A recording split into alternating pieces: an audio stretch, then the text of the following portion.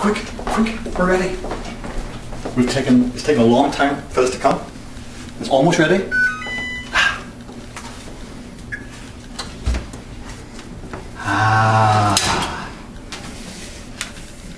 Freshly baked raspberry pie.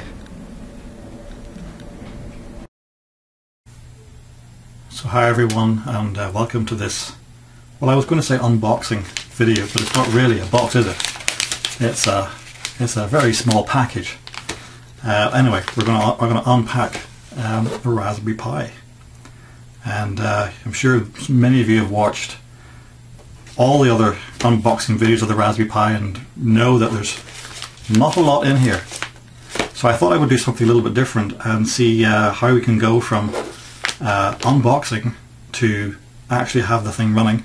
I'm going to try and do that all in one video. So we'll see how that goes. But yeah, I ordered this at 8:10 on the 29th of February. In fact, it's actually on the packet there. If we can, here we go. Maybe you can see that. There we go. So anyway, yeah, 20th of February, and this was my plan B, because I registered with RS at 6:10, and well, yeah, I really haven't heard anything else from them since then. But Farnell have come through, and the pie has arrived in Canada. Actually, in fact, today is the 11th of May. They actually posted it on the 2nd of May, so it's been in the post the last 9 days. But anyway, it's here. So let's open it up and have a peek inside.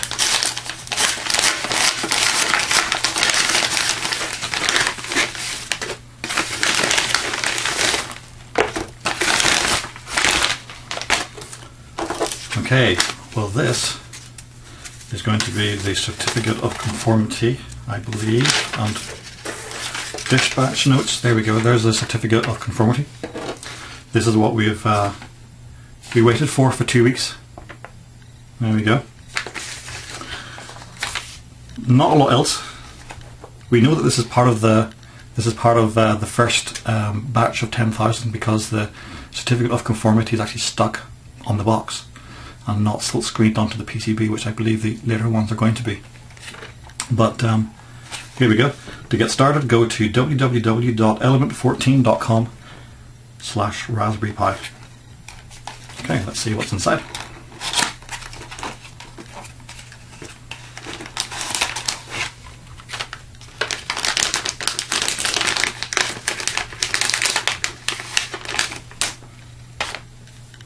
So there we are. And I'm not kidding. It is small.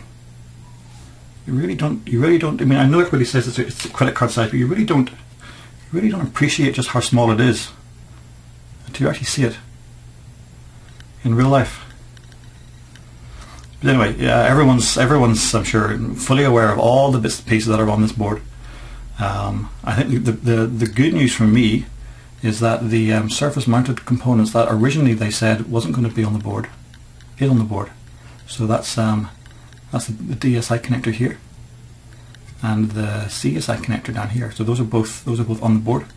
And of course we know about the GPIO connectors that are now going to be added onto the board as well.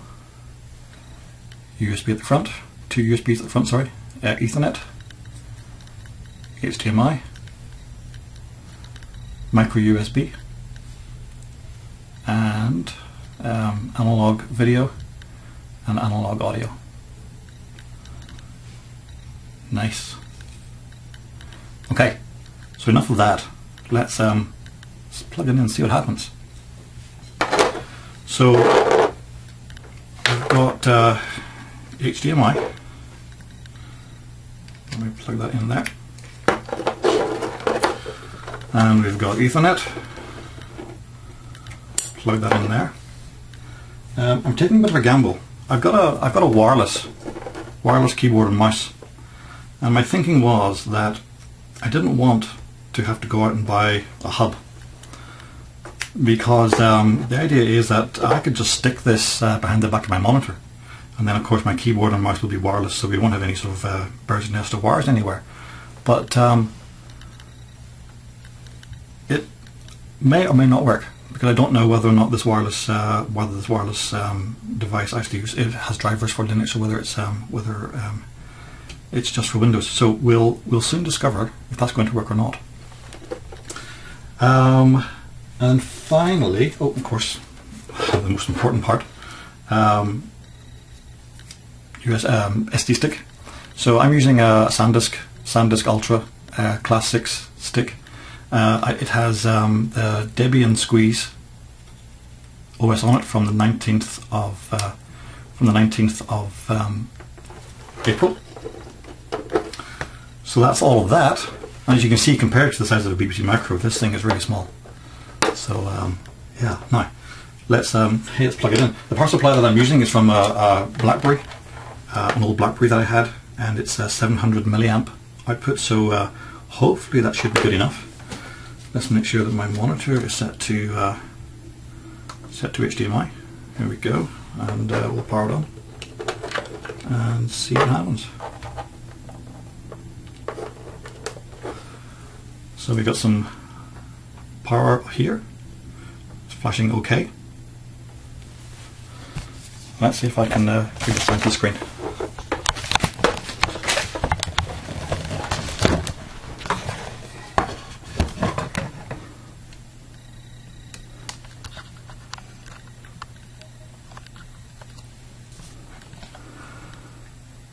Okay, so good sign so far. Things are happening. It's booting up. I believe from reading the blogs that this could take upwards of a minute or so, a minute and a half, I think, for the first time it does it. So it's at the bottom there, and it's saying timeout waiting for hardware interrupt.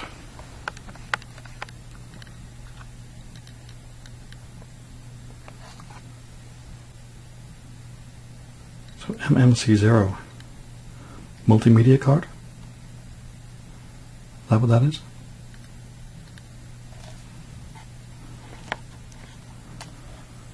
So the actual Pi itself, all of the lights are on, so we're good there. Ethernet's good. Power's good.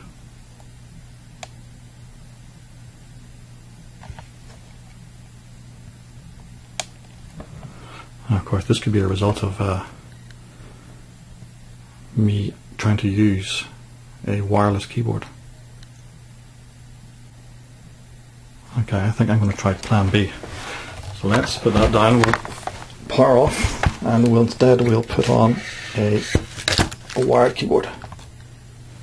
So let's take that out. Let's put in my wired keyboard. I don't have a wired mouse. However, we'll see if that's the problem. So let's plug the power back in again. Here we go.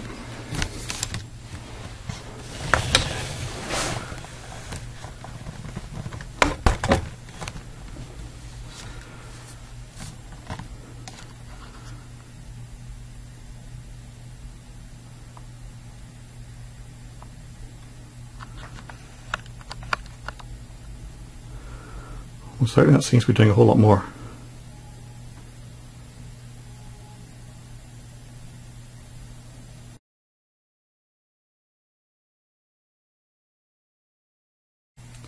So it finally stopped. USB disconnect, device number 42. So there's only one thing plugged into there, and that's my keyboard.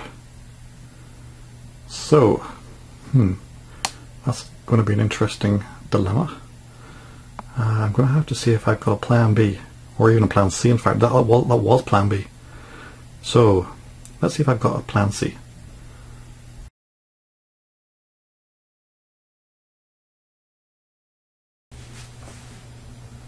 So after a little bit of troubleshooting, I've discovered what the problem was, and it's nothing to do with the keyboard or mouse or the wireless adapter that I was using. Nothing to do with the power supplies. I tried several power supplies, and the BlackBerry power supply is completely fine. The problem, and it was a real surprise as well, the problem was my SD card. Here's the SD card that I was using. It's a SanDisk Ultra, and it's a 8 gig Class 6 card. I know this is a genuine SanDisk card because I bought it from a reputable dealer, and yeah, it's a solid card. I ran some benchmarking tests on it, and it's a fast card, and but yeah, it doesn't work. Now here's the clue. So if you guys get a Pi and you're having a similar kind of problem, here's what to look out for. Let's put this in again. So that card is now in, and we'll boot up. And what you're looking for is the lights over here on the bottom right hand corner. Look for the very top light. The very top light that's marked OK. It's just above the power light. Now you might see this flicker on slightly as soon as you power on. But it's supposed to be on all the time. Or pretty much all the time.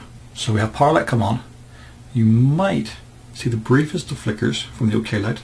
So there's the networking. That's all the networking now working. But you'll see that the OK light's not on. And basically what that OK light is indicating is that it's not reading the SD card properly. So that's why we were getting all of those interrupt and timeout problems. Because it was a problem with the SD card itself.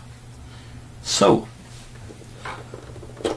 I dug out another SD card, and this is a normal no brand A-Data 16 gig card.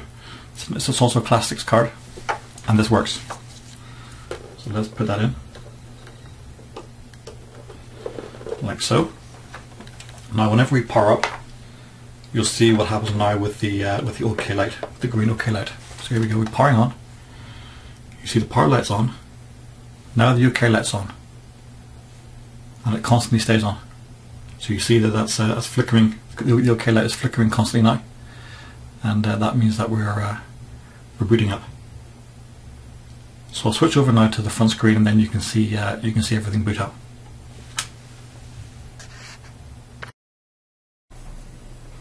So everything's now booted up, and we're at the login prompt. And for the Debian squeeze, the user is Pi. And the password is Raspberry.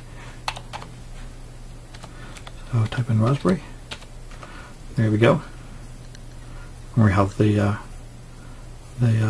logon prompt, and to get the UX going, we type in StartX. And here we go.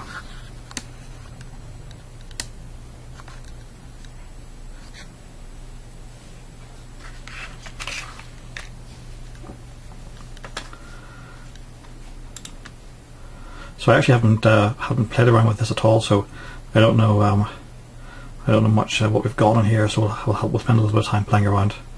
But we can go to the internet, start up Maduri.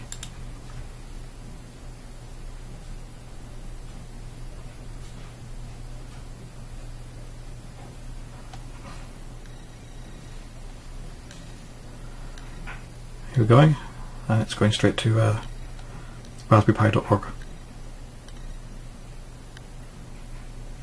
And there we go, and another update from RS, and luckily, hopefully, they're going to invite me to order sometime in the next couple of weeks. Yeah, sorry guys, too late. Never mind. Cool. So we're there. We're up and running, and it was an interesting experience. So if you guys have a similar problem, if you have problems with your Pi not working, look to the SD card, possibly first of all.